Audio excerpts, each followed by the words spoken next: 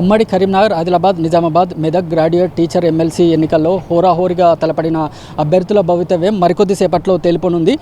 ఈ మేరకు కరీంనగర్ పట్టణంలోని అంబేద్కర్ స్టేడియంలో ఎమ్మెల్సీ ఓట్ల లెక్కింపు కొద్దిసేపటి క్రితం ప్రారంభమైంది. గత గురువారం పోలింగ్ ముగిసిన అనంతరం కరీంనగర్, ఆదిలాబాద్, నిజామాబాద్, మెదక్ ఉమ్మడి జిల్లాల నుంచి బ్యాలెట్ బాక్సులను కరీంనగర్ స్టేడియంకి తరలించి భద్రపరిచారు. ఇవాళ ఉదయం 8 గంటల నుంచి అంబేద్కర్ ఇండోర్ స్టేడియంలో కౌంటింగ్ ప్రక్రియ మొదలైంది. దీనికోసం మొత్తం 35 టేబుల్ ఏర్పాటు చేయక ఇందులో 21 గ్రాడ్యుయేట్ ఓట్ల కోసం 14 టేబుల్లు టీచర్ల ఓట్ల కోసం కేటాయించారు. ఒక్కో టేబుల్ వద్ద 4 సిబ్బంది విధులు నిర్వర్తించగా ఇందులో ఒక మైక్రో అబ్జర్వర్, ఒక సూపర్వైజర్, 2 లెక్కింపు అసిస్టెంట్లు ఉంటారు. ఈ క్రమంలోనే లెక్కింపు సిబ్బందికి అవసరమైన శిక్షణ గత శనివారం కలెక్టరేట్ ఆడిటోరియంలో సంబంధిత అధికారులు నిర్వహించారు. ఆ లెక్కింపు కోసం దాదాపు 800 మంది సిబ్బందిని వినియోగించనున్నారని అధికారులు తెలిపారు. అంతేకాకుండా అత్యంత పటిష్టమైన భద్రత మధ్య లెక్కింపు చేపట్టనుండగా ప్రతి ఈ టేబుల్ వద్ద సీసీ కెమెరాల పర్యవేక్షణ నిరంతరాయంగా కొనసాగనున్నదని ఎన్నికల అధికారులు అయితే తెలిపారు. ఈ రోజు ఉదయం నుంచి లెక్కింపు ప్రారంభమవగా పూర్తయ్యేసరికి 24 గంటల నుంచి 45 గంటల సుదీర్ఘ సమయం తీసుకోనున్న నేపథ్యంలో 3 షిఫ్టుల్లో లెక్కింపు సిబ్బంది విధులు నిర్వర్తించేలా ఎన్నికల అధికారులు చర్యలు చేపట్టారు. మరోవైపు ఫలితాలు ఎలా ఉండబోతున్నాయని ఇటు అభ్యర్థుల్లో అటు రాజకీయ వర్గాల్లో తీవ్ర ఉత్కంఠ నెలకొంది. ఈ లెక్కింపులో రెండో ప్రాధాన్యత ఓట్లే కీలకం కానున్నాయి.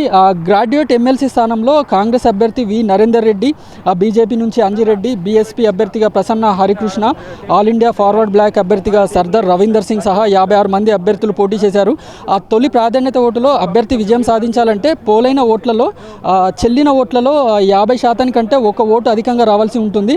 ఏకపక్షంగా పోలింగ్ జరగకపోవడం, ఒక్కొక్క ప్రాంతంలో ఒక్కొక్కరికి ఓట్లు ఎక్కువగా పోల్ కావడంతో తొలి ప్రాధాన్యత ఓటుతో ఎవరు గెలిచే అవకాశం లేదనే అభిప్రాయాలు అయితే వ్యక్తమవుతున్నాయి. దీనితో రెండో ప్రాధాన్యత ఓట్లు ఎవరికి ఎక్కువగా పోలయ్యాయి, ఎవరి తలరాతలు ఎవరు మార్చరున్నారనేది అయితే అంతుపట్టకుండా మారింది.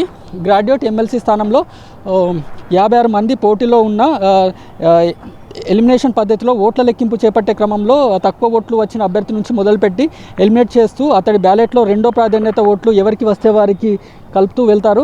దీంతో ఈరోజు కౌంటింగ్ ప్రక్రియను ప్రారంభించిన రాత్రి వరకు బ్యాలెట్లను వేరు చేసి కట్టడం పూర్తవుతుందని, ఆ తర్వాత ఓట్ల లెక్కింపు చేపడితే ఓట్ల లెక్కింపు పూర్తయి ఫలితాలు వెలువడేందుకు మరో 2 రోజులైనా పడుతుందని అధికారులు చెప్తున్నారు. మరోవైపు ఫలితాల విషయానికి వస్తే నామినేషన్లు పూర్తయిన నాటికి కాంగ్రెస్, బీజేపీ క్యాండిడేట్ల మధ్య పోటీ ఉంటుందని భావించినప్పటికీ బీఎస్పీ నుంచి బరిలో నిలిచిన ప్రసన్న హరికృష్ణ అనూహ్యంగా మిగతా ఇద్దరికి ప్రధాన ప్రత్యర్థిగా మారిపోయారు.